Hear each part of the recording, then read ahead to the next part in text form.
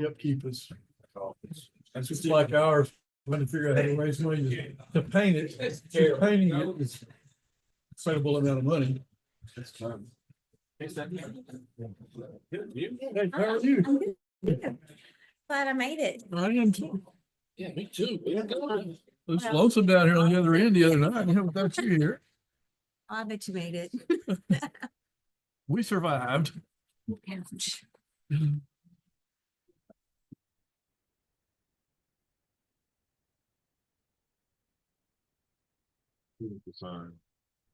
This seems like junk now. Well. That's not, no, I've got that. That's different. I got this one that's Oh, you got something a there. career at Harvard. Has my name on it. There you go, well. Might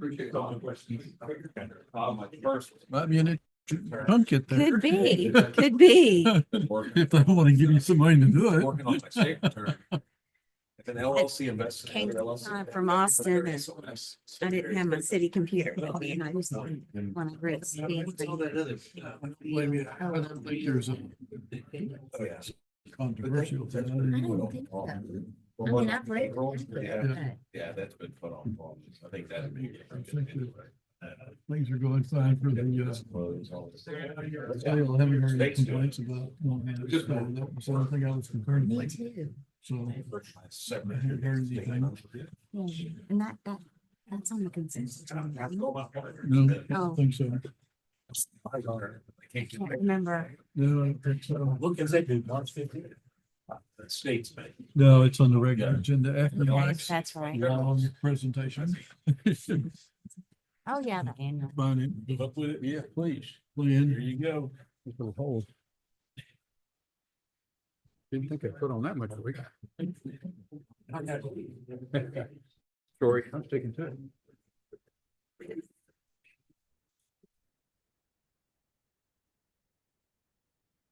The truck started to fall apart. He went to trade it in on a new truck and they're only gonna give him $7,500. Sorry, I was, You kidding me? I'm okay. I'm okay, thank you. And so I started looking at it, they were saying it's like $10,000 for repairs, you can buy all the parts for like 2,000. Mhm. We're gonna buy all the parts and have some private. There you go. And get some time with your son. Oh, no. Never mind, lost my head for a second. I'm gonna miss it That terribly. doesn't work out. No, there's something. Yeah, so And it, My computer costs 13 more days. not like we used to, When someone- every other Tuesday. we Look breakfast with all that Run whole it stuff. with me. No, I do not. And I'm just thankful that nobody's picked up one against you. I didn't think they would, but. Well, Test. Are we on? Are we live? All right, good evening. Welcome to Sandwich Between Summers. Yeah, tomorrow at a high of 80, low of 30, all on the same day. Yeah, 4 seasons. All right. Before we get rolling on the official stuff, we'll start on the start with Craig Pearson will be leading us in our Pledge of Allegiance to the U.S. flag. Bob Van Til will be leading us in this pledge, and Councilmember Wayne Carpenter will lead us in our invocation. Please rise.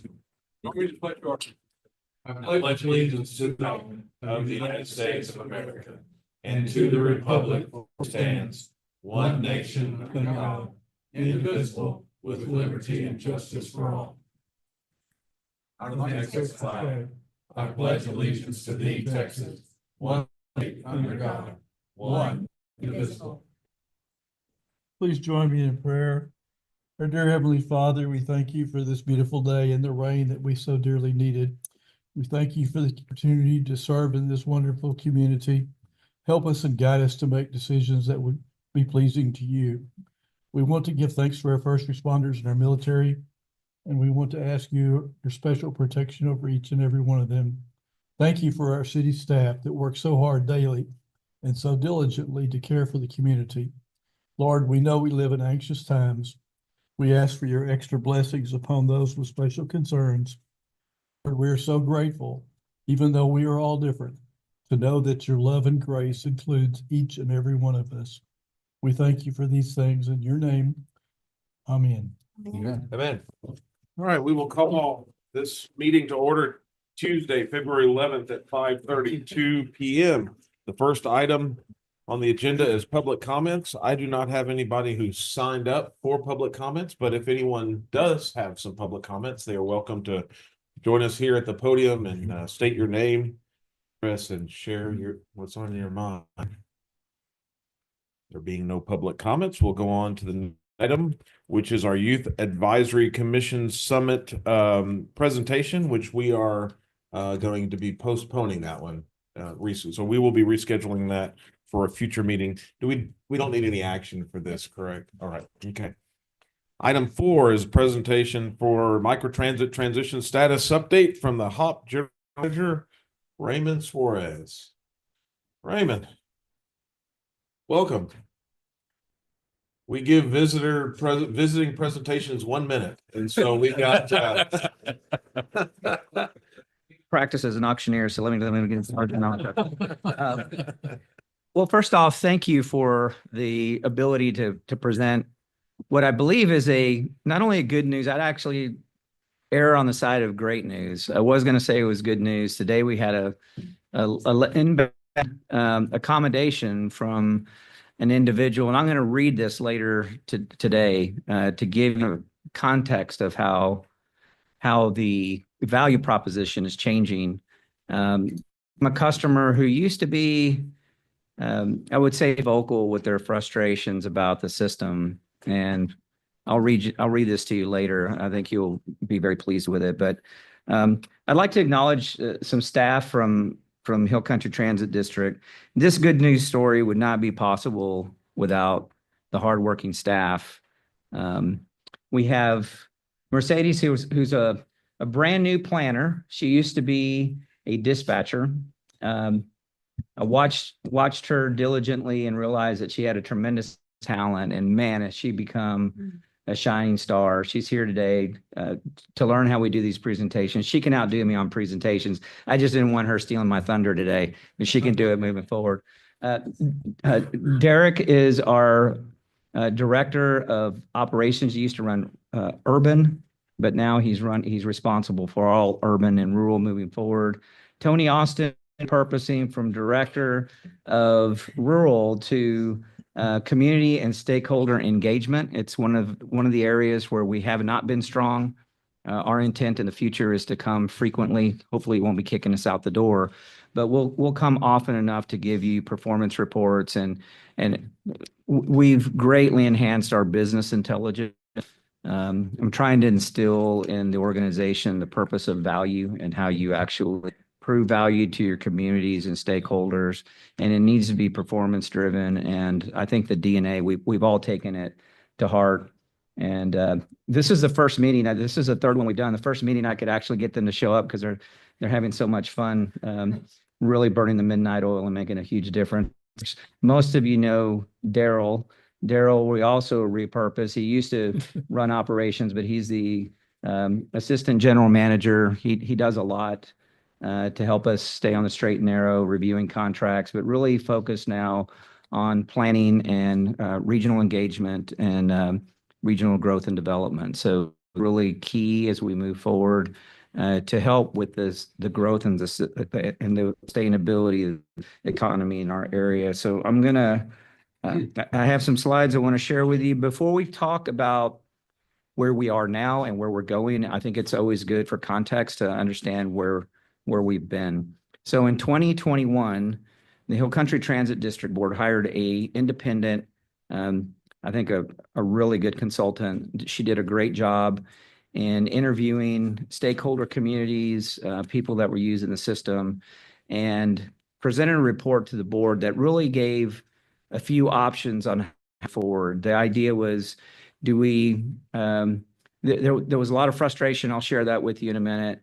The culmination of that report suggested a handful of options. The board chose, I think, a good option, which was to bring in a third-party general management team that has a lot of experience in transit to take over the transit district. But we were asked for about eight to 9 months to kind of hold off before we started making changes, because there was a lot of elections and folks on the board were likely going to change. And so they said, just continue to operate it, observe, assess, and then once everybody's seated, let's go through a strategic visioning session, which took us about 6 months.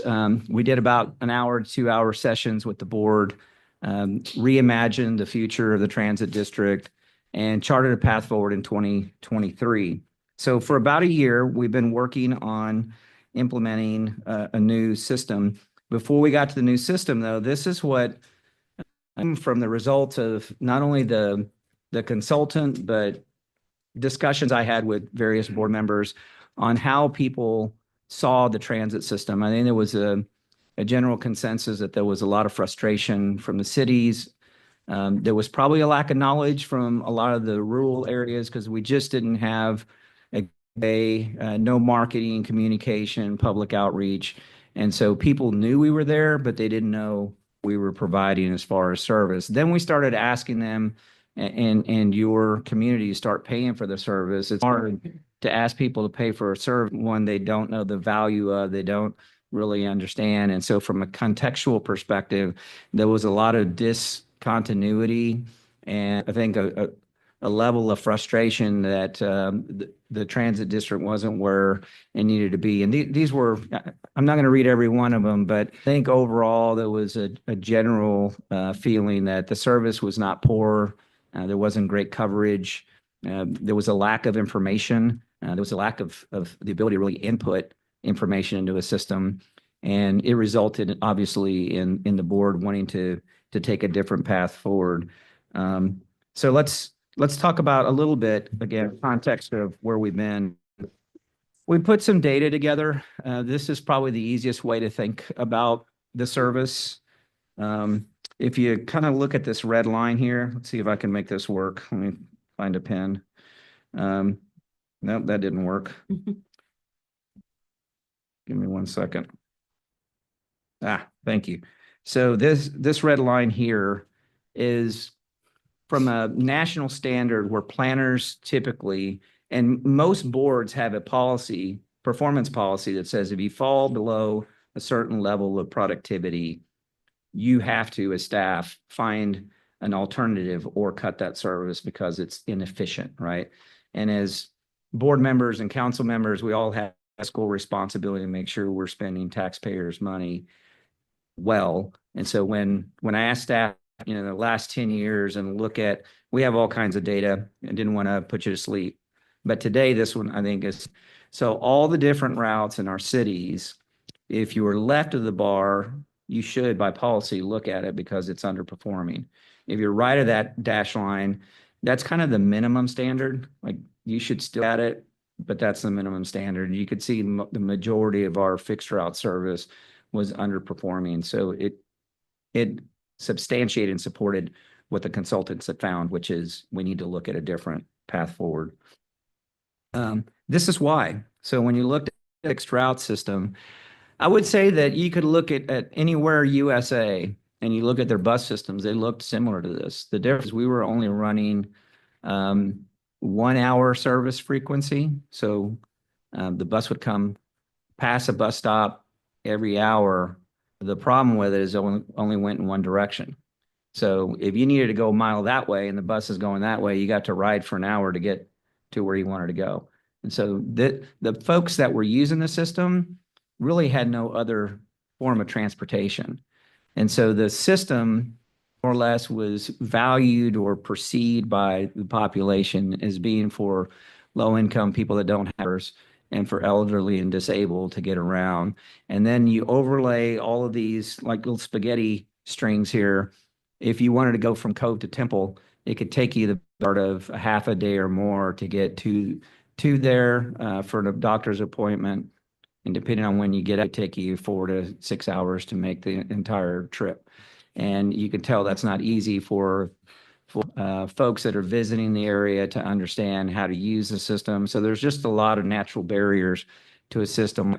More at bus stops everywhere. You have shelters in some places. And technology has outstripped this way of thinking. And so you overlay the pandemic on top of this, and then the the burgeoning of Amazon and Walmart and all these home delivery services that really caused a negative impact on ridership. And as I showed you a minute ago, these are all the routes. You can see route discontinued, route discontinued, route discontinued. As your ridership goes down, the revenue sources that we had were drying up, and it just creates a spiraling effect where people can't really use the system. And of course, you wind up with a system that's not very valuable to the region. And so the cities, by and large, were fairly frustrated. Nothing the staff was doing wrong. It's just you have to look at the global economics and understand the macroeconomics and how that applies to the changes that you need to make. So ridership in 2022 was 284. It's come up a little bit, but not significantly with the fixed route system. And so that's where we started. So we embarked in a strategic visioning session. We came up with 8 work streams with our board, focused on the structure and the governance of the transit district. How do we address local and regional growth? Obviously, we need to work on service effectiveness and efficiency, diversity of our funding sources and grants.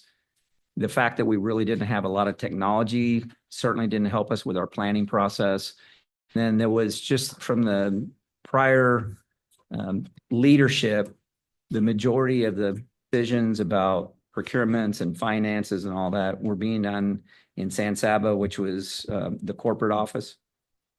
But staff really had little information about budget responsibility, accountability, any business intelligence. And so we've been working to close those gaps.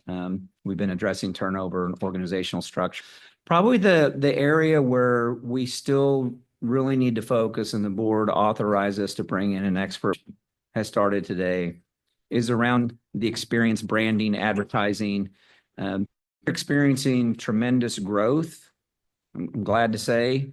And that's really been without any marketing or advertising at all. So I think once we do that, we're going to see significant growth. And then ultimately, with regard to reporting and transparency, we have a lot of new technology that's providing real-time business metrics. And we'll be sharing a lot of that with you as we move forward. So charting the path forward, this was really where the board came up with the vision of what we needed to accomplish. We needed to improve our mobility through an intermodal transportation system that connected the entire region. We needed to grow ridership. We needed to promote our economic growth and sustainability, but really to try to diversify the trips that people use the system for. Again, it used to be people that absolutely relied on the system. Now we're seeing people use it for access to job and education, medical appointments, taking it to employment, for shopping, for recreation, for a lot of different uses. The service quality, we wanted to improve the access of the system. The thing about fixed route service is it works great in really high density areas. But those squiggly lines you saw were because those buses had to try to go traverse through, and these were large buses, into neighborhoods where it's not convenient or easy for them to get to try to provide coverage. But typically, if you don't live within a quarter of a mile of a bus service, likely you're not going to use it. Many times, even if you're there, there's no shelter. So wind, rain, heat, humidity, all that affected, those are all barriers to service. So we wanted to create a system that enhanced accessibility, provided improved equity. So equity is really to cover as many areas equally as possible within your service area. To the service hours, we went from 12 hours to 14 hours and improve the overall productivity and efficiency of the system. And then from an experience perspective, we wanted to stay very on the value proposition. So how do our customers feel about it, the actual riders? We needed to improve the information available to them so they knew like when a bus is coming, and if they have a bad rider experience, that they have the ability to provide immediate information back to us so we can solve problems. From a stakeholder community perspective, we wanted to engage our stakeholder communities. We wanted to show our value proposition. I'm here today to start showing you that, and we're going to be coming back at least quarterly to give you progress reports on how we're doing. Ultimately, to improve the rider experience, we have to do a better job of wayfinding, which basically means how do people use the system, get information about when their bus is going to be there or their vehicle, and make it as simple as possible for them to get from their origin to their final destination. And then finally, really to have a good transit system, you need to measure how long people are waiting for the service, how long is the trip, is it safe, and is it customer friendly? If we do all of those things, you wind up with a high quality system that hopefully shows value back to your community. So that's what we started with. This is a new streamlined service design. As you can see, it's very to get from Copper's Cove to Temple and back. There are stops, or what we call transfer hubs, with the blue dots that you see along the regional commuter connector. That service is running on 30-minute frequency. So instead of it taking you half a day to go back and forth, if you time it just right, you can get a microtransit service in any one of those colored areas that'll take you from wherever you're standing to one of those transfer hubs if you're going across the entire region. In just a couple of weeks on March 1st, everybody, March 1st still happening. For the first time in the history of this transit district, we will have our rural partners connect with a rural service that will connect in to this system. So for the first time, the entire region is going to be connected and being used, and this screen went dark. Did I talk too long? I'll go old school.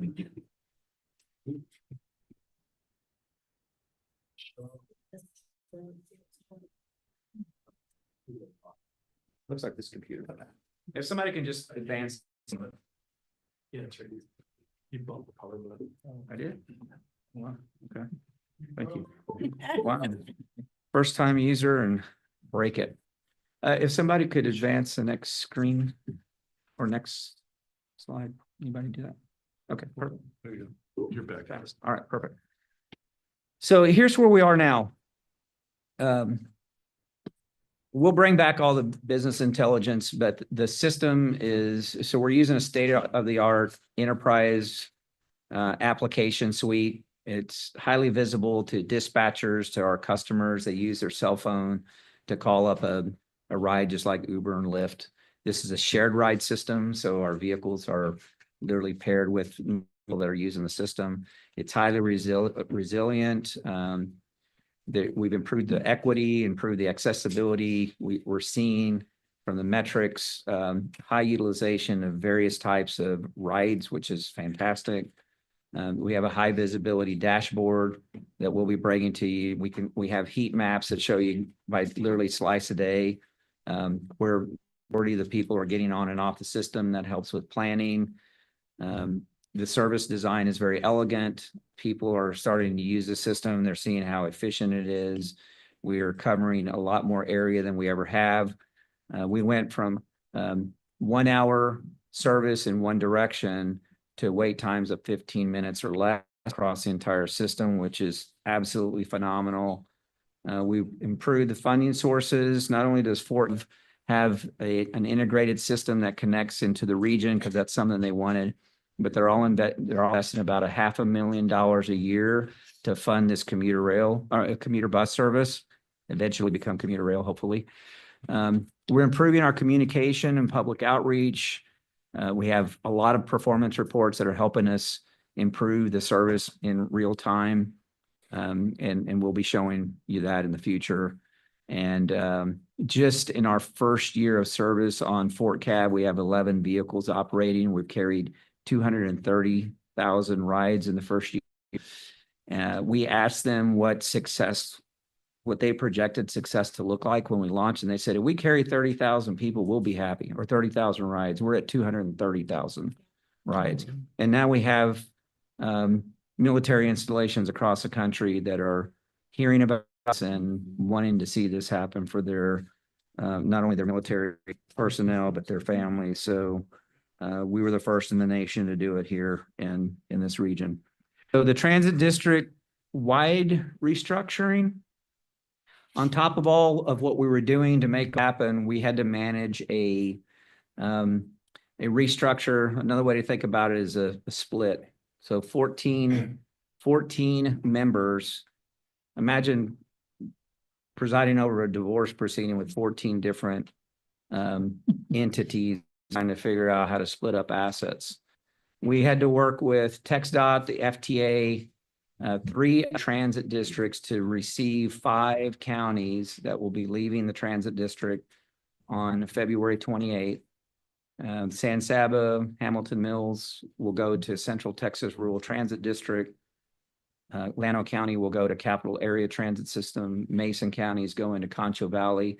And the way we decided that is we looked at the details of the trips and where they were originating and where they were going. And we found that the majority of the folks were actually going into those other transit districts. So we negotiated the assets.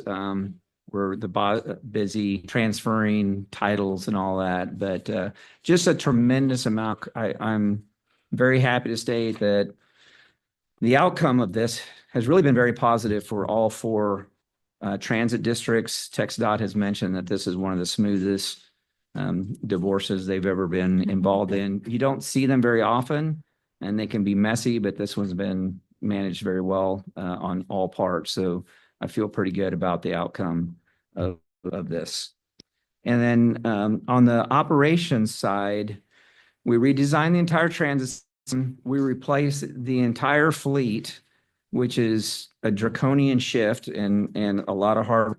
We negotiated new parking agreements so that the buses should wake up, people and the drivers are in the mornings, and go to sleep in the same area to try to reduce the amount of just deadhead miles. We used to park them all in Belton, and they'd have to go to the 5s. So that's obviously having a significant improvement in our cost. We've, probably done 70 travel training programs with various folks throughout the region. We've hired a significant number of drivers, so we're employing more people, and typically that would result in more cost, but we're in our 2nd year without any cost increases, 0. My hope is to go into a 3rd without any cost increases because of the efficiencies that we've been deploying. We implemented the commuter service. We've have a significant amount of automation. We've consolidated all the mission operations and maintenance in Belton. I think the trucks pull up in San Saba and move everything. That's the final move. We've scanned thousands of documents and moved them. We've deployed Fort Cav with exceptional results. We combined 3 different types of services: non-emergency medical, demand response, and fixed route into one very efficient system. So staff has been incredibly busy. And on top of all of that, we did a major financial system upgrade. We've consolidated 13 banks into one in Belton. So Belton's our main e-commerce place where we're doing all our financial transactions. We had a major payroll system upgrade. We migrated everything to the cloud on enterprise applications. We upgraded the telecommunications backbone to fiber and enhanced the resiliency with wireless communication as a backup. We installed an enterprise-wide suite for operations, back office, rider app, dispatch, call center, real-time BI. We integrated electronic fare payment systems. I'm reading all this because I have to give staff. We instituted an automated brokering of trips and integrated Uber, one of the few transit districts in the country that have successfully done that. Some of the very large transit systems have done it, but for our size, we're probably, if not the first, we're one of the first. We updated our fleet fuel system to area-wide telecom. We switched to FirstNet, which is a priority service for police. And the reason we're able to ride on that is public transit is considered one of the few public safety responders. So we're able to leverage that system. And we've installed cameras for all our supervisors to make the system more safe. That is a lot. I will tell you that most corporations would take on a couple of those, not everything that we did. So 3 pages worth of phenomenal work. And this is a snapshot of our regional growth and performance. Our on-time performance is mid-90s, typically in transit. And before we made this shift, it was probably about 65% on time. A lot of that has to do with traffic and other things, but on-time performance, tremendous customer satisfaction. It's in the highs as well. You can see in green on the top right that that's our ridership growth, which is a steady, nice to see. You can see some dips. That's inclement weather and other things. Bottom left is our cancellations, where people will look for a trip, discover that, hey, I'm not really interested in taking that trip, and they can't trip, but that continues to go down. And then bottom right is the amount of Uber that we're using. So about 30% across them is being provided by Uber. And the way that works is to ensure a high quality of service. If we can't get to you in 20 minutes or 25 minutes, the system will automatically send you a trip request. It's up to you whether you want to take it, but it's a tremendous tool. The entire nation is suffering from high turnover rate and unemployment in drivers. It's really hard to hire drivers. This gives ability literally minute by minute, hour by hour to dispatch that to a third party, and it helps us keep our costs down. The average cost of a trip is about $9. And you might argue, well, we just use Uber instead, because the FTA and the state require that TNCs can only be used as an adjunct to transit. They don't want to give federal money to a private company. But this has been a tremendous program and a lot of success from it. So what does all of this mean to The dollars for the Uber versus not the Uber? You just kind of said, well, if you can't get to them in 20 minutes, you send Uber, and you can choose to accept it or not. What's the cost for the person who accepts it? Or $2? $2. It's always $2. Well, we have a fare structure for folks that qualify, elderly, disabled, disadvantaged, 50%. Yeah, but as far discount. as It's $2 ride. Uber versus not Uber, it's $2. They don't pay for it. They do not. So it's actually more cost effective than us having drivers that are out there all the time. Because if we pay a driver, it's 8 hours a day, and they're driving whether we need them or not. If we have a driver that calls out for a day, we can dispatch Uber to mitigate that driver that's out, and it's very efficient. There's a lot of stuff on whether we'll be able to continue that program across the nation. FTA is weighing in on it, but right now it's really helped our productivity and lower our costs and make us more efficient. It's a trip brokering mechanism, and it's not just Uber. We can add Lyft, we can add third parties. It's really trying to figure out what's the demand for the trip, what is the most efficient, effective way for us to deliver that trip. And this provides a tremendous amount of flexibility. It really is state-of-the-art technology.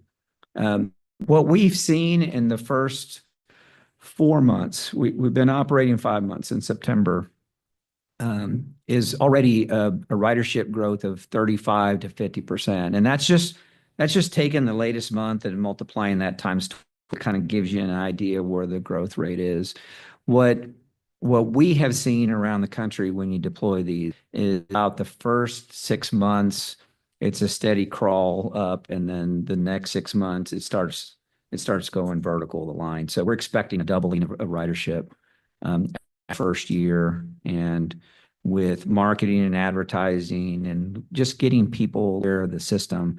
When we launched the system, we were out at the university and talking to kids or young adults and letting them know about it. We also have Temple College. We need to be at those events every semester when kids are coming in and out, so that they know that this type of service is available. We need to get out to our businesses more. But we need to create the marketing material so we can leverage wonderful infrastructure that's in place to help improve the productivity of the service. The reason that's important is the more ridership we get, the higher our performance, the better our performance, the more federal dollars and state dollars come into the region. That's how the calculations at a federal level work. You need volume to really move the needle. So this has been really, really great. And the thing I have to share, if I may, I appreciate your patience. This has been fairly lengthy, but a lot of work being done. Just today, I'm going to paraphrase, but we had a fairly lengthy input email today from a gentleman and his wife that have used the system in the past, and they were, I would say, consistently frustrated, wouldn't you say, to the point that they would wind up in the paper and on television talking about the hub. I'm just going to share a couple of things here. He and his wife bought one of the first monthly passes. In the first month, they wrote it 80 plus times. I sent the HOP leadership a detailed lengthy email each week, giving them examples of things that they were doing great and things they needed to work on. And over the last 5 months, they've done a great job in implementing a lot of my suggestions. What I've noticed and I've heard a lot when it comes to this new service is the amount of people actually able and willing to use it to get to jobs, all capitalized, job growth, all capitalized, has got to be the biggest proponent of this new service, as it takes people all the way to industrial warehouses and to their homes. That's a huge job market. Access to reliable transportation equals new job growth and steady job retention, a plus in anyone's ledger. People are also now being able to get to groceries instead of paying for delivery, all options because they had no way to shop. They are making more doctor's appointments and keeping them because transportation is reliable now with this new service to their homes and businesses. It is truly, undoubtedly a godsend, a mass proportions for our community. They even offer commuter transfer from city to city via commuter bus to the different cities, as well as to Texas A&M, a chance to extend students' degrees, military families, a chance to get off the base anytime that the service is running, and have opportunities for specialty doctors that they have to go to. It's all good, all capitalized, with this new service. Really hope, pray it stays for a long, long time. Lord knows we need it. I want to publicly for our staff, because they've been working extremely hard to make a great system. And I hope you're starting to see the initial value of the system. So what are we going to do next? Well, on February 27th, that's our final board with the 14 members, including the 5 counties that we'll be separating. We need to elect new board officers, a chair, vice chair, and then in the March meeting, we'll chart a new path forward. We haven't revisited the strategic plan in 2 years, so we'll bring all this to them. We wanted to bring it to the stakeholder communities that have been trusted and been patient, waiting for the change.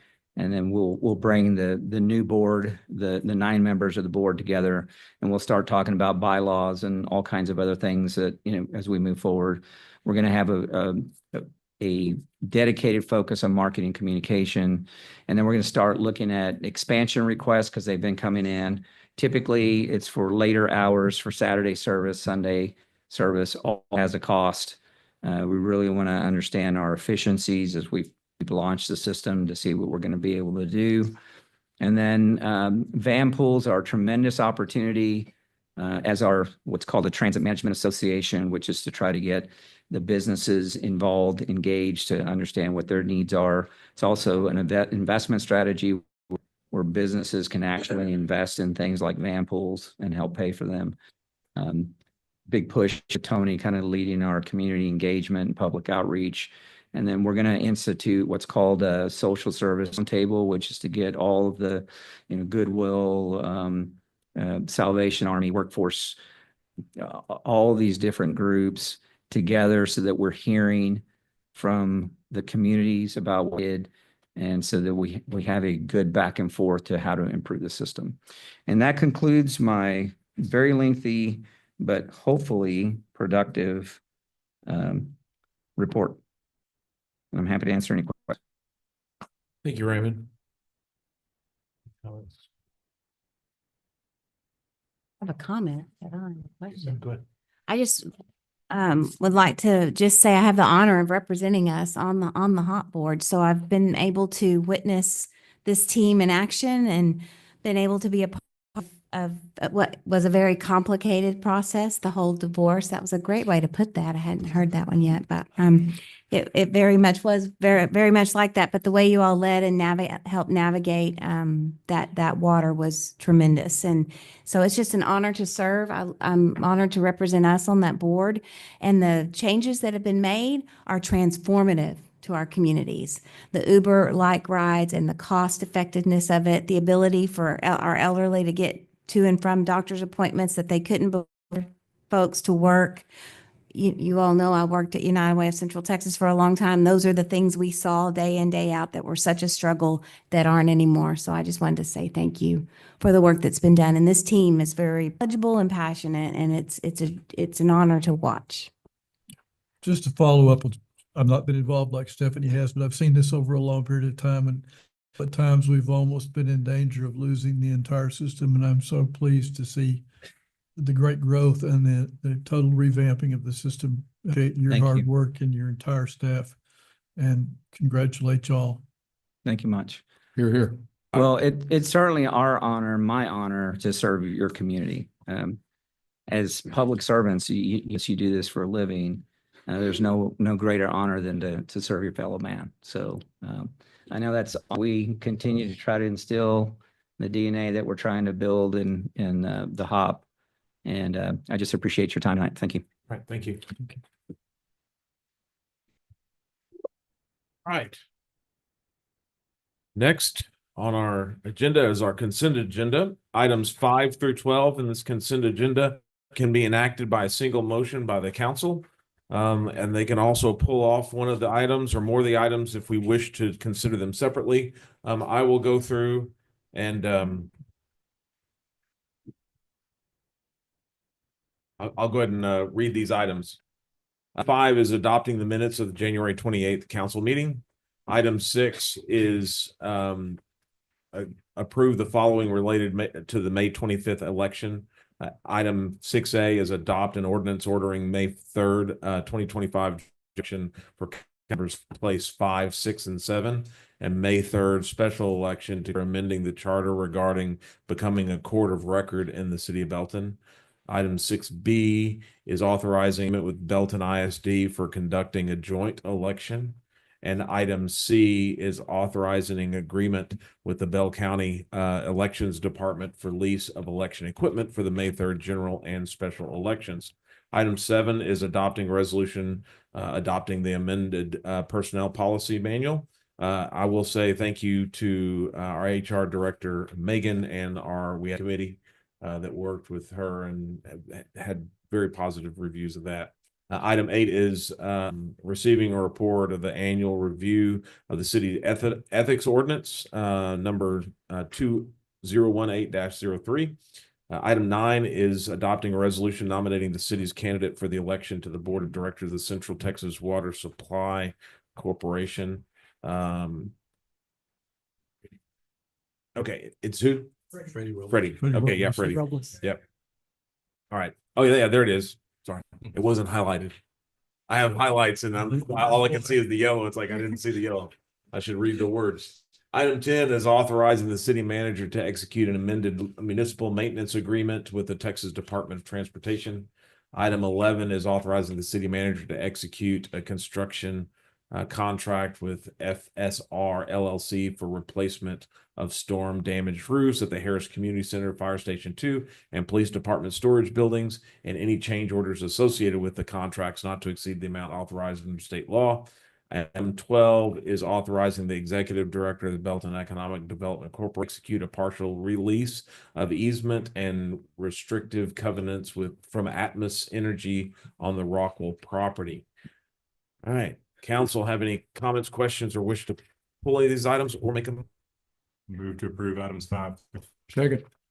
Motion to approve items 5 through 12 as presented. Any other comments before we, all in favor, say aye. Aye. Those opposed? Passes unanimously. Item 13, lucky 13. Well, you saw how that went. I will just say, we had one Nice. agenda item take 35 minutes. We had 7 agenda items that took 3. Okay, So no pressure. okay. I'll go ahead and read it. Receive a presentation of the annual comprehensive financial report for this year ended September 30th, 2024. Well, good evening, Mayor and Council. It's very exciting to give you to present the annual report for fiscal year 2024. The reason it's exciting is because I get rid of her and the auditors get to go home. This is Christy Davis. She's partner with James Reitmeyer, Boyd and Thorell, our auditors. She kind of give you the results of the audit, and then I want to walk you through some of the highlights from fiscal 2024. Good evening, everybody, letting me be here tonight. I know Mike's provided you a copy of this annual comprehensive financial report, so and I just want to point that out. It's probably about 160 pages this go around. So no small feat. So I definitely want to thank Sam, Mike, and some of his team that's here that did assist us in the audit. I thanked my team back home and just proud to be associated with the city, be able to provide our services and quality of services, but also impressed with the city as well in their quality. So just a few quick comments that I would like to make. So as always, these financial statements are the responsibility of management. We are hired to come in and conduct an audit over these financial statements. So everything that's in this report here to be able to give not only you an opinion, but other users of these financial statements an opinion based on the audit standards that we are required to follow, and then also the audit team work that we do. A few things here that are part of our audit procedures is one, asking a lot of questions, obtaining a lot of information to have evidence as support for all the amounts and disclosures that are in these financial statements. Also making sure the city is following the principles that are required to be used. Any estimates that are made by management are appropriate. So there's a whole set of standards, both from accounting as well as our own standards that are required to be followed. So we come in each year with fresh eyes and fresh questions to make sure all of those are being followed as they should be. And then stepping and evaluating the overall financial statement presentation. I did mention account estimate. So one thing that we are required to make sure we spend time on is anything that is deemed a significant estimate within these financial statements. For the city, consistently with previous years, is that pension hub liabilities, outflows and inflows. Still not sure who all reads this information, if they'll fully understand it, but we do spend time looking over it to make sure that the users, again, can use this information.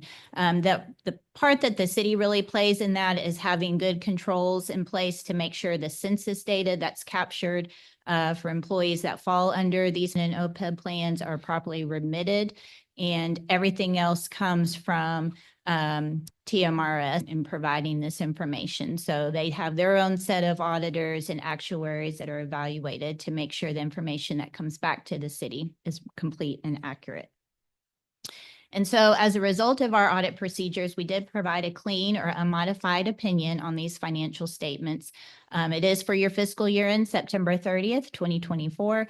So again, these are reliable financial statements for all users.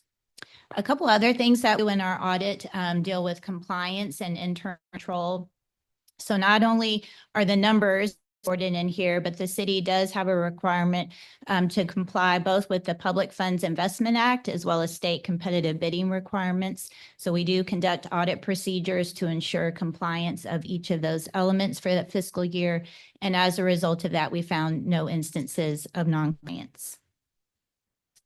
Also, depending on the level of expenditures at a federal and board level, we might have to do special audit procedures over that. Last year, we did have both federal and state awards that were required to be audited. This year, it's only federal awards. I have listed on here the slide towards the bottom, the the particular federal grant program that was audited. It was the Coronavirus State and Local Fiscal Recovery Fund. We call it SLRF. That is a lot of words. And so we did procedures over expenditures in fiscal year September 2024 that were expended under that particular grant program. Those total expenditures were about 1.5 million out of a total of 2.6 million for federal grant expenditures. So covered a majority of those costs year. And no findings as a result of that work, as well as controls surrounding those programs, and even internal controls from a financial statement level. So I have indicated here no material weaknesses or significant deficiencies identified. And that kind of sums up my part. I don't know if you want to ask questions now or later. Any comments or questions? Okay. I sure am proud of our fiscal responsibility and the conservative nature that the council takes. I think it's been a real challenge, especially in a growing community. And from everything to higher insurance premium to more staff needed, we've been able to budget in a very conservative fashion and keep those tax rates low for citizens. And that's kind of been a great goal for us to have. And I think we've done very well. Thanks for your help and your oversight. Let me do say before I get started on highlights. Christy and her staff with JRBT are just a fantastic group to work with. Very thorough. Can see through the answers if they, will dig in more if they need. Great folks to work with. I like to give them kudos. They watch me. Okay, so let's talk about financial highlights of fiscal year. We got a new bus route. Did you hear about that? Let's talk. I heard a lot of words on what I listened to. Okay.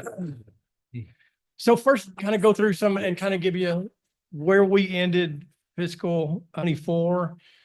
This first slide represents the city as a whole. I mean, this is all citywide net position. It does exclude BDC, but for the year, our total net position, essentially fund balance, increased by $10.8 million to 118 million in total net position.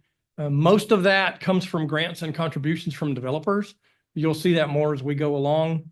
Of that, there's 84 million we have in assets. Unrestricted net position as a whole for the city is $28 million. But let's look at the individual funds because that's what we're most familiar with. So property tax, general fund first. So property tax and sales tax were both up for 2024 over 2023, 9% property tax, 5% sales tax. However, expenditures for the general increased 12% over 2023. So where we ended was a net change to fund balance, essentially net income of 258,972 in the general fund. So then that rolls into fund balance. And down here we have the categories of fund balance. 76,000 of that is non-spendable. That's essentially prepaid expenses for the year. We've already written checks, and so I can't keep spending that money. We have a signed fund balance of 872,000. A signed balance can be done by the city manager, and you've heard me mention this 872,000 for several years now. When we dissolved the civil service fund back in, I believe, 2022, the money that was in that fund, we put it back into the general fund, but we put brackets around it called signed fund balance. And we can use that for some purpose later. Where we ended the year was $1,940,000 of unassigned reserves, and that comes out to 37.9% of budgeted expenditures. Our new policy says we must maintain at least 30% of budgeted expenditures in reserves, and so we are compliant with that policy with this level. What's the Texas legal requirement? There is not one. There's not. Nothing legally. Each city varies. That 25%, 30% sounds kind of, what people kind of shoot for. Obviously, a very large city would have probably something closer to 10%, 12% if you're talking millions of dollars, because you just don't want to build up that huge pot of money. well then. The debt service fund paid $1.2 million worth of principal and interest payments and ended the just over 65,000 in restricted fund balance. We have a couple of TERS related funds. We have an operating fund for the TERS and then a project fund for the TERS. And contributions from the city and the county increased 9% in 2024 over 23, just over $3.1 million. Expenditures here, this is kind of, so these two funds are related.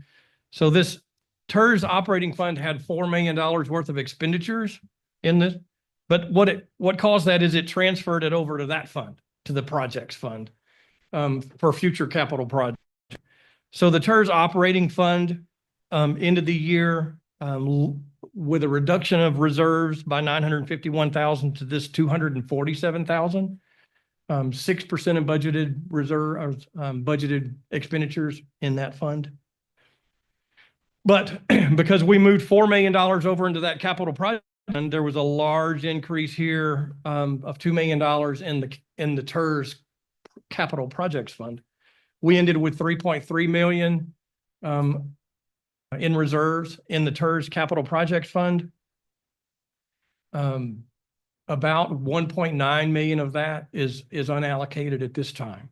But what I do want to point out are these really good projects that the TERS was able to complete during the year. We had 5 facade grants, 1 mirror grant, Southwest Parkway's complete, Connell we're working on, Central Street Bridge, we're, that moving into library renovation, Standpipe Park, almost done. Okay. I think we're getting almost done there. And then the Bell County facilities that we contributed to. Really good stuff happening in the TERS fund. So we have a couple of other governmental funds, the hotel tax fund, and then our ARPA fund. So hotel taxes increased 20%, expenditures increased only 4%.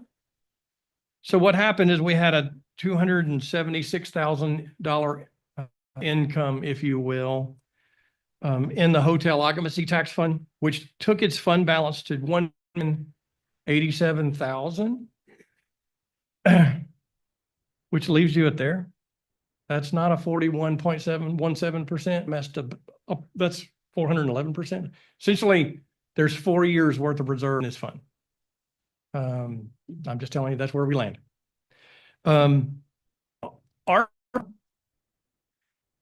The ARPA fund spent almost $2 million supporting our community last year, which is huge. We've done a lot of good things there. We had these projects, street maintenance, again, standpipe restoration, Mount Zion restoration is ongoing, utility bill assistance, small business grants. We were all able to accomplish things in fiscal 24 with ARPA funding.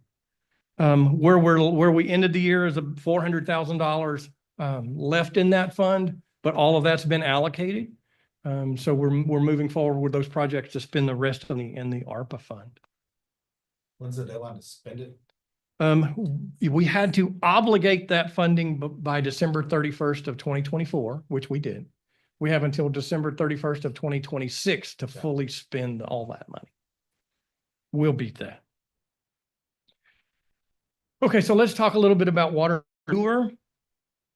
Operating revenue in the water and sewer fund was actually down from 2023, 2%. Operating revenue is obviously water and sewer sales. Operating expenses, on the other hand, increased 5% to $10,595,000.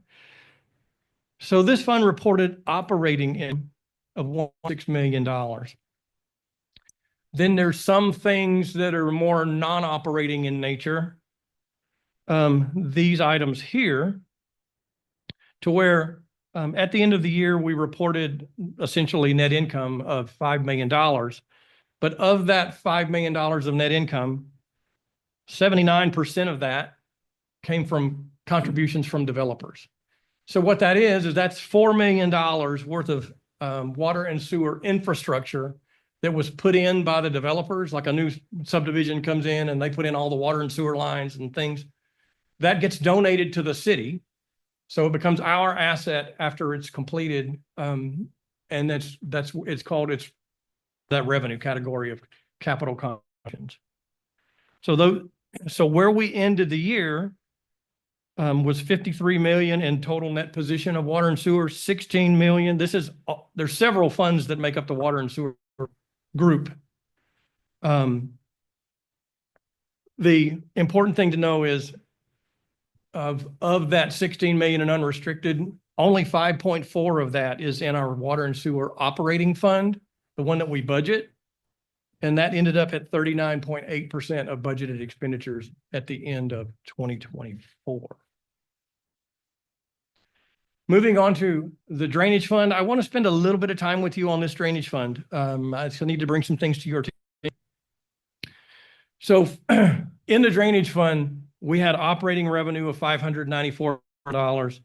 Operating expenses were $651,743.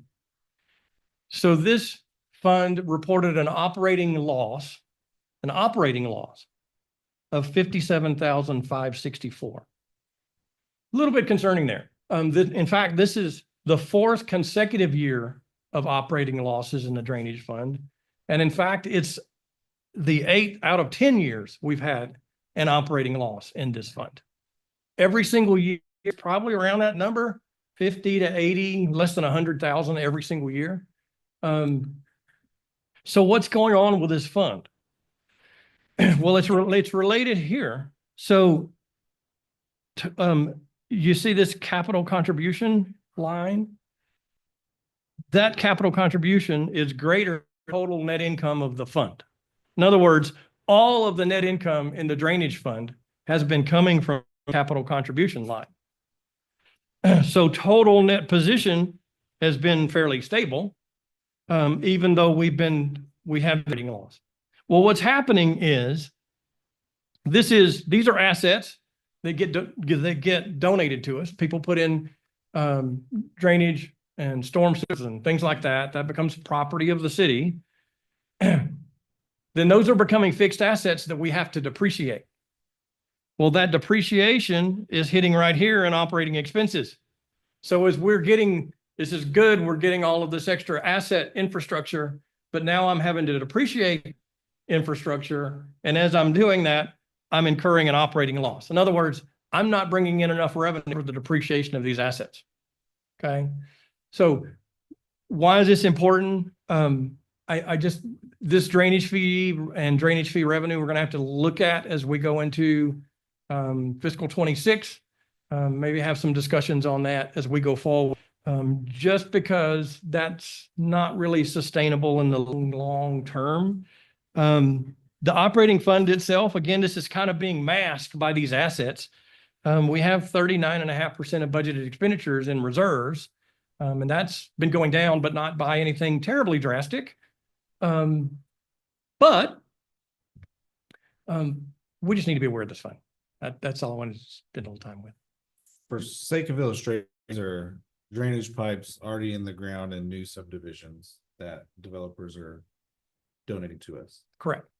Whose assessment are we using? The developers, or is it our assessment of replacement, or is current value, or? It's valued at what they tell us the value was when they donate it to us. Essentially, the amount of their cost. Not necessarily our replacement cost or what we would assess. Our assets are all historical costs, not costs. Which is again back to that point. You want to make sure that operating revenue showing to cover the future replacement of these items. But And that's yeah, what I'm wondering.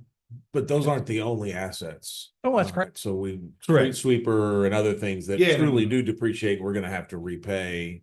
But if it's, I don't know, a berm, we might have to reshape a berm at some point, but it probably is not the same as replacing a street sweeper. No, I was just trying to get a mental picture of what we're actually debating is based off of a cost that a developer is telling us.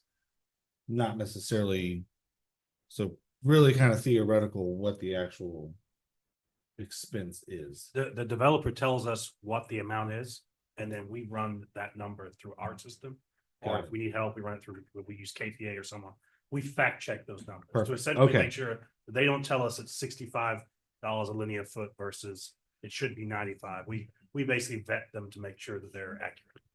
That answers my question. Okay. Moving on. Good answer. Especially with our auditor present. Okay. We have two internal service funds.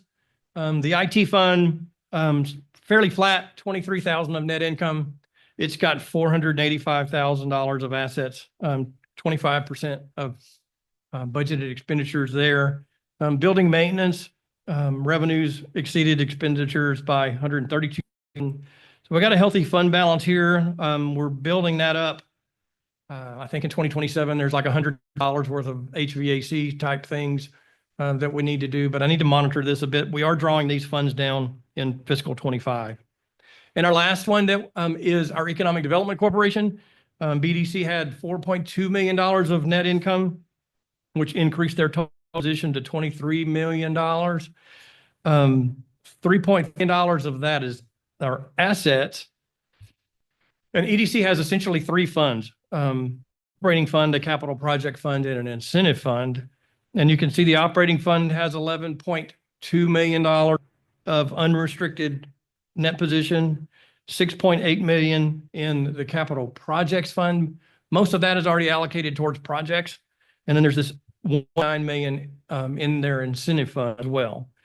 So EDC did well for the year as well. Any questions for me? Or any questions for Christy? Good. Yeah, appreciate it. This is obviously hyper reported on right now with a lot of government agencies' ability to have an audit, pass an audit, or even know what an audit is. Thank you to you guys that work the magic that you do to make sure we're doing what we need to do so we don't have what's that fraud? Is it waste, fraud, and abuse? That's it. Yeah, nothing here. So, again, thank you guys. Any other comments or questions? Excellent. Just- Thank you. Thanks, It's easy to read, and thank you, Christy. I'm sure going to miss those budget hearings next year. It's a public meeting. You can show up. What? Yeah, we'll send you an invitation. Sure, we can start a budget committee. Yeah. Subcommittee. All right, that was the presentation. No action item on 13, so we will move on to 14, which is consider authorizing the city manager to execute a purchase agreement with Belton Independent School District for the purchase of, drum roll please, Miller Heights Elementary School. Mr. Thank Wade. you, Mayor, Council. Appreciate the chance to present this exciting item to you all tonight. And on what we think could be a legacy type purchase if you also agree to it. Miller Heights Elementary, this is the site. You'll be familiar that this was a former elementary school for years, and then ultimately school relocated out to the new Hubbard Branch Elementary. And the district went through some evaluation of what to do with the facility and ultimately decided that it wanted to put it up for sale. Don't you love it when a plan comes together? We do such a good job at strategic planning within our community, have done for decades. This was in the works going back to early this time last year, Sam, and discussing our facility needs really kind of came about the time I moved into City Hall and took about the area or square footage space that we had. But this was adamant that we needed to look at future facilities, just general and move forward. And so that was the menu, that was the table being set for we'll talk about today. So the unique opportunity. So what we had as we were working with BISD on the purchase of 2 portable buildings, they had notified us that soon the Miller Heights Elementary School would be coming up for sale. And that piqued our interest from the strategic plan and just its location kind of really got the wheels turning. A couple of things that I would share on this property is the site in general is about 8.36 acres, but we own land around it. That again made it enticing. We own over about 1.5 acres to the east, about 1.5 acres to the north. And so again, just really trying to think of what we could do with a footprint in that area to see what we could bring. So all that being said, we picked up the very first day it went out, told the school district that we were definitely interested in wanting to research and potentially put a bid on this property. We toured it twice during the month of December with staff. I've took the chiefs around there. We started to kind of pivot towards the need at this location. And I think that y'all will historically know that this area, this is one of the #1 call spots for where we get dispatched out to. It just is. And I think, and we are very familiar. I'll share with some of the things that we as a city could have a presence out here, but we know that we could have a bigger presence and really the opportunity to have a bigger presence. So we know in terms of immediate uses, I think that the given would be a police substation. Think of like the one at HEB and that kind of stuff that the crews have there. PD currently has a substation located at the public building, tucked away next to the meter readers. And for that exact reason, that twofold, on call spot, so it's often they're getting dispatched out here. And second of all, you've seen what happens on 35. It gets backed up and they can't actually get back to the station. So relocating that substation out of Public Works and into this facility would be, I think, a day one great utilization of the space. I forgot to mention, it's about a 40,000 square foot building as we start to move forward on that. We also thought about the additional uses. You can see that victim services, Are You Okay? Court enforcement. There's also FD administration interest. I've talked to Chief Fontenot there. Really, again, everyone kind of pushed for space at all their respective locations and thinking about what we could utilize additional space. We don't want to just fill space. We want to use it intentionally. And that's kind of really where we start to center around this public safety edge, this center that would work for us. Here is a map of the property. The block areas with the red outlines, those are portable buildings that have since been moved. You'll kind of see what marked here crudely is really just there's no dogs. I could see you laugh. Just generally what we envision the space looking like. They have a little gym that's there. It's too little to be a future gym, but it could be a great utilization for EMS expansion. As we talked about, the fire department has addressed their future needs either through a relocation of a second station or just looking at land as we expand.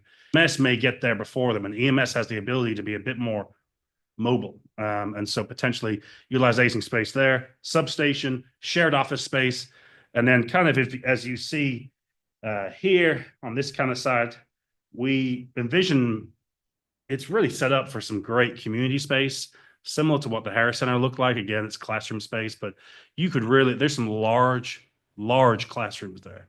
Whereas we only have the Evans room and maybe you got multiple rooms that are bigger than the. And so think about that as setting up as a regional training space. And then towards the back, these pink locations, that's maybe future administrative space. We was talking to the library board the other day. I mean, gosh, we could bring services to this area, in the future. And really, we don't want to fill it up. I certainly don't want to fill it up day one. We don't have the funds. We'll talk about that in a second. We don't have the funds to activate it day one, but how we could grow into it. And then orange, one of the things that I wanted to kind of share is that we have a need in our community that we've seen for probably the last several years. And is that whenever the call goes out, do we have any shelters? The newspaper will usually call and Paul will ask, hey, do we have anybody? And we've seen that number has dwindled, and the last few times there has not been anything in Belton. We would refer them traditionally to Temple or to some of the places in Killeen. I think that this has a huge opportunity to serve that purpose. It's got a huge cafeteria and the theater and a commercial grade kitchen for the elementary school that just screams that when we need it, we have that ability to provide to our residents with that. I mentioned the training center, and then the final thing is you all saw a little bit, but the adjacent land that we have has the chance to do something really cool with the park, and just not only just bring a presence, but bring with it, right, to that whole area with it.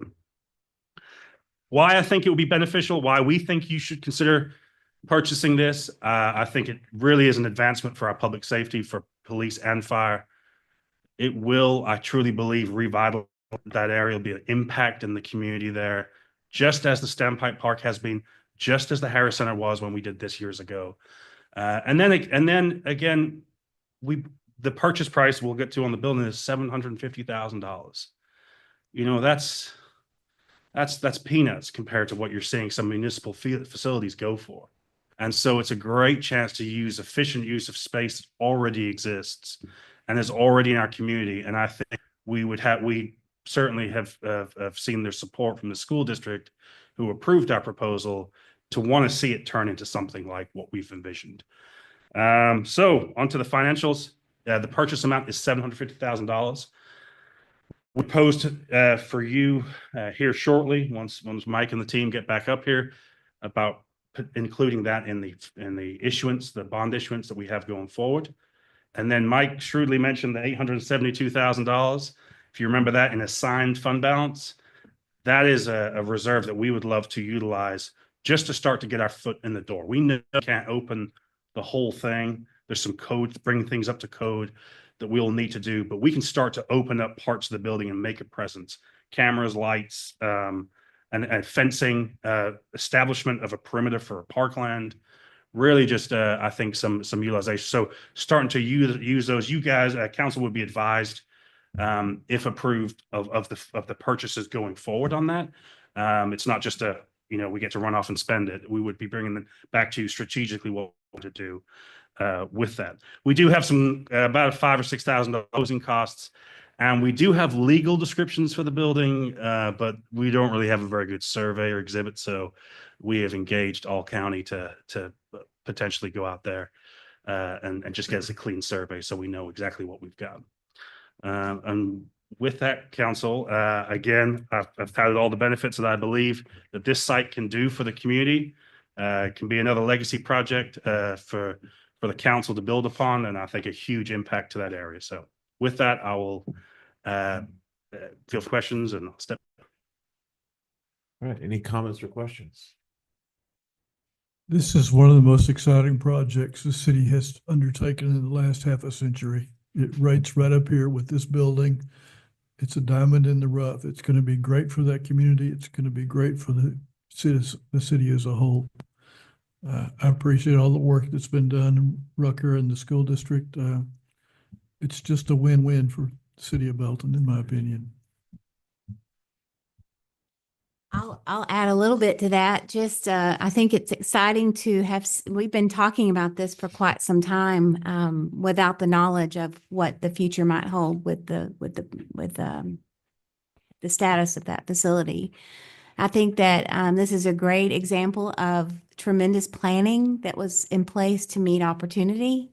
And so I really thankful for the leadership that went into our facilities planning course and just the discussions we've had about what the needs truly are for the city of Belton in the future, so that we were aware of what our needs were and are and what they will be. And this met a great opportunity, and what a great partnership.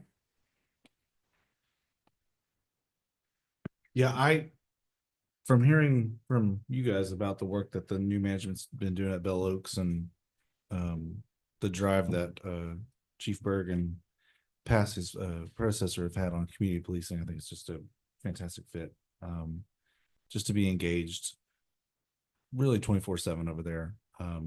Plus, I spent the day there as principal for a day when Belton ISD did their thing, and I know those families. Shut it down. Yeah, I know that You made the one day I ran them out, and I know what that school meant to some of those kids, and them having to be bussed away now, and Be very special. for it to be a public park still, I think is also an incredible aspect. That's something they can hold on to. So Good point. I've got a question. I was approached a few weeks ago by a private school that expressed an interest in the building, and we talked about the possibility of a potential partnership, and I encouraged them to reach out to staff. Did you ever hear anything from? We did not. School? Okay. I think that this is a slam dunk. I think that the reality of really investing and enhancing this neighborhood with a public presence and a public offering to the community, especially at this price point, is just unheard of. And I think that it's a win for the community, a win for the city, and a win for the families and the kiddos that live there. And that's going to be huge. absolutely. I would like. Sorry, go I'm ahead. excited. I recommend we approve agenda item number 14 as presented. Second. We have a motion and a second to approve, approve executing the purchase agreement with, BISD in the amount of $750,000. That motion second. Any other comments or questions? I have one question. Wait. Okay, as you mentioned about repairs and some things to get it up to code Yeah. and having to do some things on surveys and all of this stuff. Sure. Is that going to impact the purchase price, or is that something that'll be paid out of like closing costs? Or, I mean, so help me Yeah, understand sure. kind of this, the So, price so versus- from the contract throughout when the bid packet was picked up, the survey costs were exclusively upon the buyer, and the property was sold as is. I think was bold and underlined. So they did provide us their report. You know, this is school. It was a millions of dollar endeavor to bring that building up to where they needed it to be, and it will probably be that. But it doesn't have to be that day one. It can be a kind of a phased. If you saw the layout, I kind of treat it as like 4 buildings. And I just feel like you can kind of start to open one up as a substation, some office space, and then start to move your way around. And so any related cost to the acquisition of the property or turning it around is where you're going to use the dedicated fund balance for the 872 Yes, to help yes, sir. do Yep, that. that's right. So we Yep. won't have to come in for budget amendments, at least not right away. And so We estimate we- about, you- about $10,000 or so to do the closing, Okay. to do the survey work and all as a part of the acquisition. And then 72 is that Okay. pot of funds basically that would allow us to begin the preparation of the building for use. I just wanted to make sure that we had a broad enough motion that you guys don't have to, like 2 weeks ago, man, we should have. And I was going to mention, Mayor, you know, with our auditing team here, anything over $50,000, we'll make sure to bring back y'all's approval. We'll absolutely. Well do that, played. so. Well played indeed. And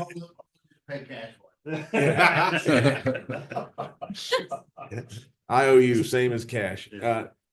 Rucker, again, pass on to your staff and it's been a pleasure with you guys. Continue to partner with y'all. I think the community input and also the community getting back. I think it's really good.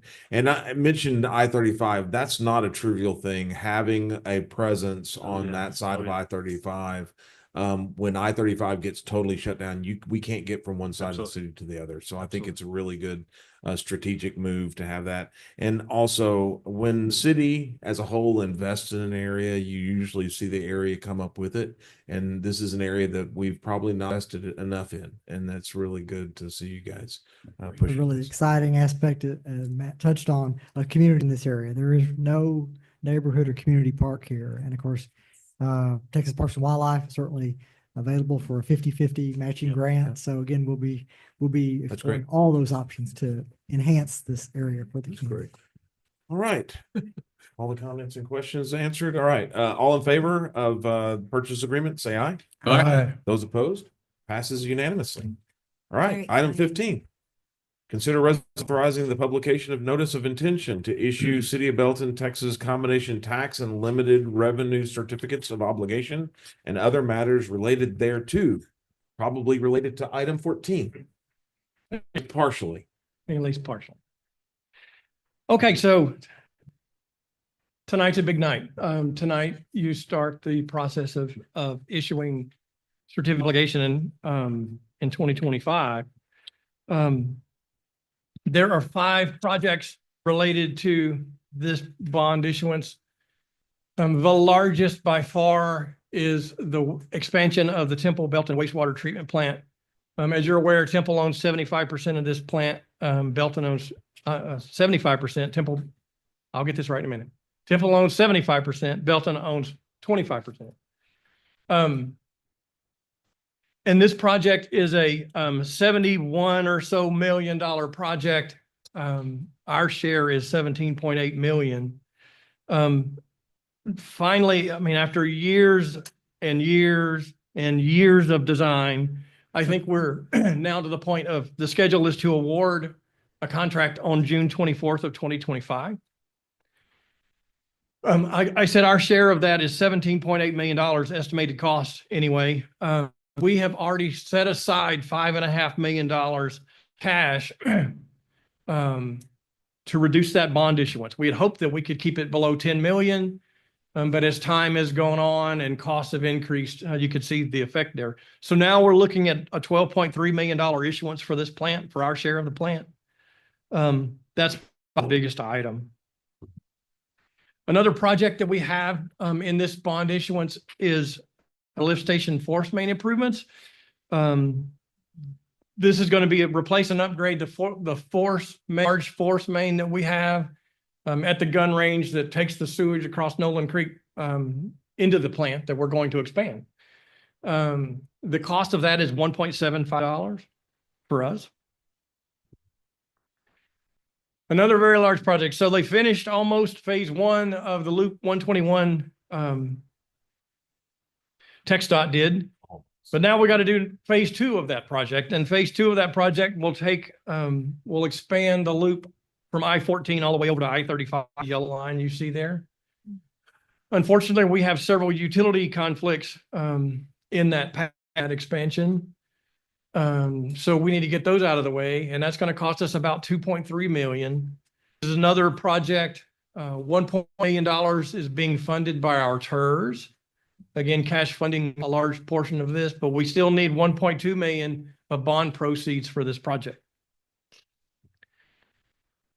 You've already purchased that fire engine that you see there. In January or December, you approved the purchase of a new aerial apparatus.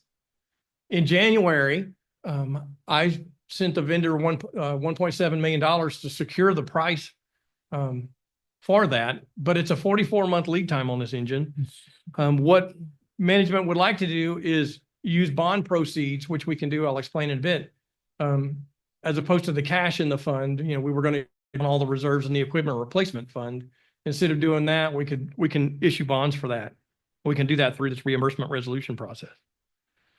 And then now this one we just talked about, $750,000 we'd also like to put into this bond issuance.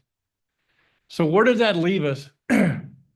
Our COs, we would be looking at, we need like $17.7 million of construction proceeds for those projects that I just outlined. And so the way we would structure that, the plan is for that fire engine and that school building, I'm going to finance those over 10 years, kind of shorter term debt for those two items. But the utility projects we would finance over 20. So the maximum maturity of this bond would be a 20-year bond. Those utility projects we would fund with utility rate revenue. And the other, so the fire engine, you'll remember a discussion we had about we've been setting aside funding in the equipment replacement fund for this fire engine as we go. So what I'm going to do is, instead of putting that amount that I've been contributing is magically almost the same amount of the debt service payment for that engine. So instead of transferring that money over into this other pot of money, I'm just going to use that to pay the debt service on that fire engine. Essentially, we wouldn't have any property tax or very limited increase to property taxes for this bond issuance by doing it that way. So what might we be looking at? Again, 17.7 for projects plus bond issuance costs. What we're kind of looking at, the experts in the audience can help with these if you have any questions. We're probably going to have a coupon rate probably close to 5%. But because that 5% coupon is going to likely bring in a bond premium, and hopefully a rather substantial bond premium, that would lower our what they call true interest cost less than 4.3. So the estimates are like 3.7 to 4.3%. The lower number would be for the shorter term, and then the higher number for the 20-year debt.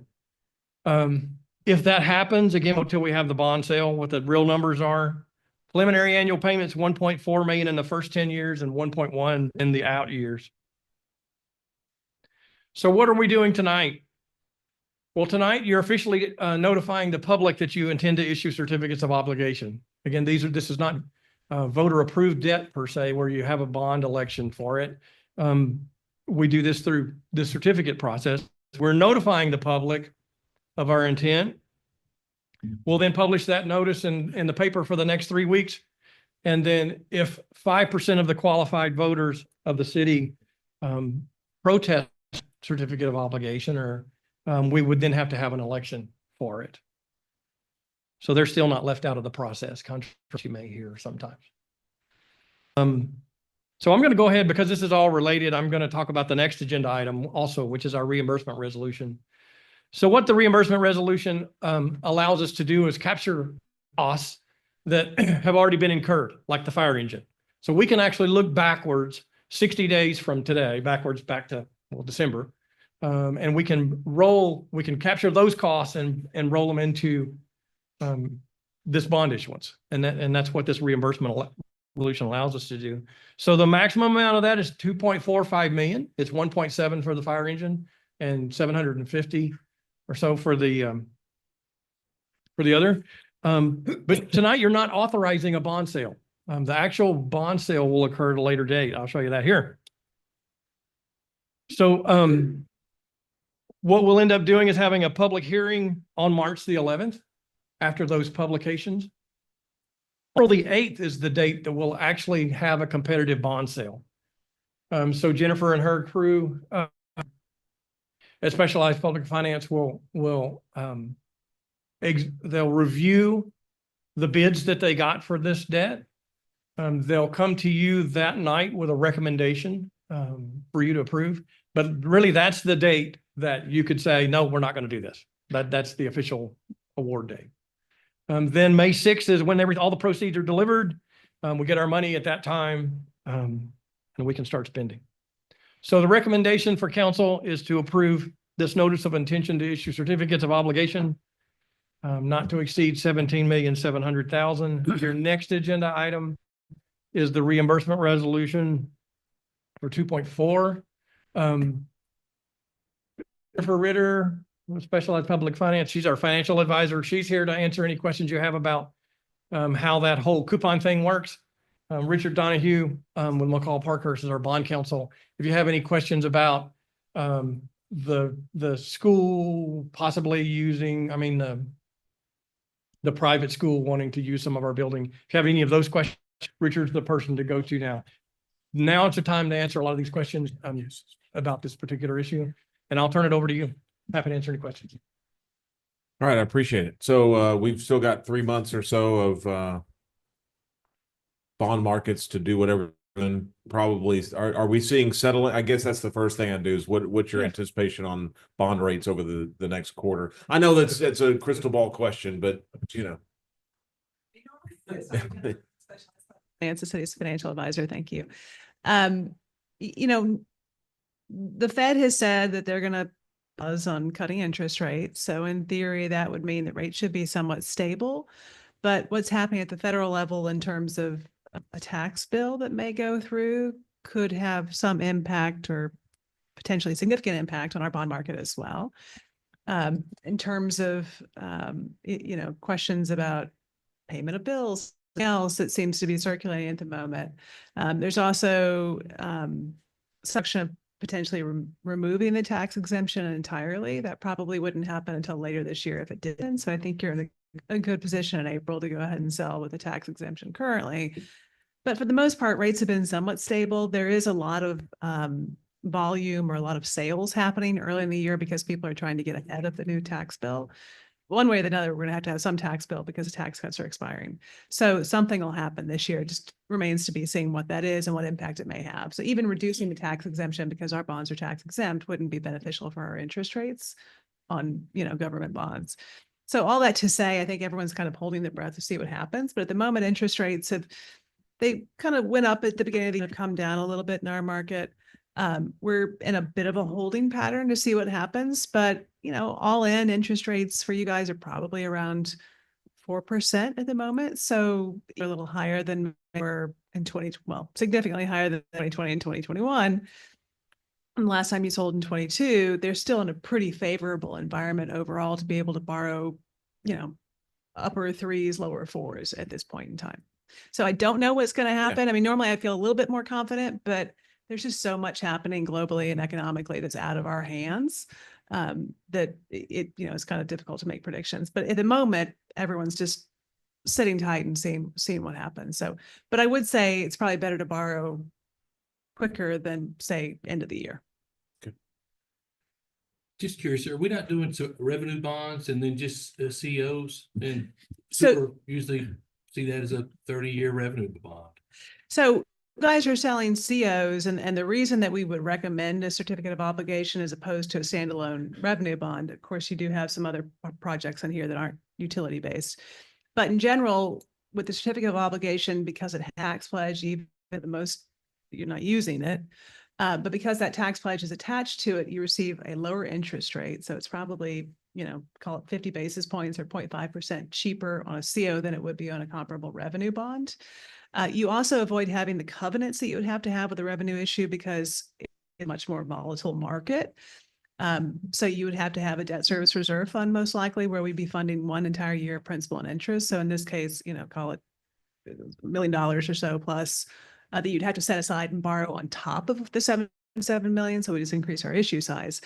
And then you would have to have rate covenants as well that would sort of take over council rates to make sure that your rates that you were setting covered the debt service payments by a certain percentage on top. So generally that would be 25% in extra rates that you'd have to levy. It could be as high as 5% or 0.5% to satisfy those covenants. So in general, unless you're in a position where you're doing frequent large utility issues, I think it's cheaper for a city of your size to stick with the CO route to save issuance cost, interest rate, and those additional funds that would be required to be set aside.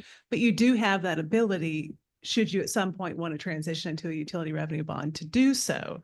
But at this point in time, it's just the extra cost may not benefit you. But larger cities do tend to a utility revenue bond. But even, a lot of your peer cities that are bigger are still doing COs for them because of those costs. Now, the legislature may come into session and take away your ability to do COs. So we may be forced to do that going. Get it what it can. I'm hoping for under 4. So am I. Yeah, I'm hoping. Yeah, absolutely. We're always hoping for, yeah, that'd be great. Does our bond rating get revisited during this peer process? And Yes, how do we sir. feel about that? And I'm so glad that you brought that up because I don't think that I haven't had the chance to talk to council about your upgrade that you received last year. These guys were eminently involved with it, but you had been the last time you sold in 2022, you're a AA- bond rating from Standard & Poor's. Highest is AAA, AA plus, AA minus is where you were. And then actually they came back, they are supposed to, when you're not issuing debt, revisit that rating about every 2 years to make sure it's still current. They came back, did the review, your administration, finance staff, city manager were involved in that process, and you actually were upgraded to AA. So it would be, so congratulations. And it would be very unlikely, I think, after that upgrade that we would see downward pressure on the rating. So you probably, regardless of what you would do, hopefully have a little bit of leeway from them. But nonetheless, I don't see any downward pressure on your rating. All the numbers and the audit presentation, everything else are moving in a positive direction. The other thing that Standard & Poor's emphasized when they did that upgrade last year was maintaining reserves. Clearly have been doing and adding to was a strong part of maintaining that rating, as well as limiting your debt. Although you are issuing debt, you don't issue that frequently. This is utility supported for the most part. You're not adding to that INS tax rate. So everything that you're doing is consistent with what they've asked you to do to maintain the rating or get an upgrade eventually. But thank you for asking that question. Well, thank you for that answer. Yeah. Great. Any other comments? That should help with the interest rate as well, by the way. Yeah. So going from AA- to AA should help with the interest, maybe Right. 5 to 7 basis points cheaper, just as a result of that. So that's a direct to council and staff on savings. And then generally, we should be able to avoid having to have a insurance policy as well on that, which will save in an issue of this size, probably $30,000 plus in issuance. Thank you. Great. Good news. Yeah, trending towards the positive for the last several decades. Can't remember how far back was the big hole that we started digging ourselves out of. So, all right. There being no other comments or questions, the chair would entertain a motion on the first item, which is publication of notice for to sell the certificates of obligation. I move we approve agenda item number 15. Second. We have a motion and a second to approve item 15. Any other comments? All in favor, say aye. Aye. Those opposed? Passes unanimously. And the final item is consider resolution expressing official intent to reimburse certain expenditures to exceed 2.45 million from the future debt issues. Chair would entertain a motion. Move we approve item 16 as presented. Second. Motion is second to approve item 16. All in favor, say aye. Aye. Those opposed? Passes unanimously. We're out. 7:08. Well done. By the way. Thank you. Thank you, guys. Thank you all very much. Sure that we all meant to tell you that. Sure they did. They never brought it up. I'm telling you, some of them got saucy. Sure they Just did. split up. Well, I mean, It was quite entertaining. You get those little judges. I was thinking that some should have been mentioned here by the council. Well, it's not. I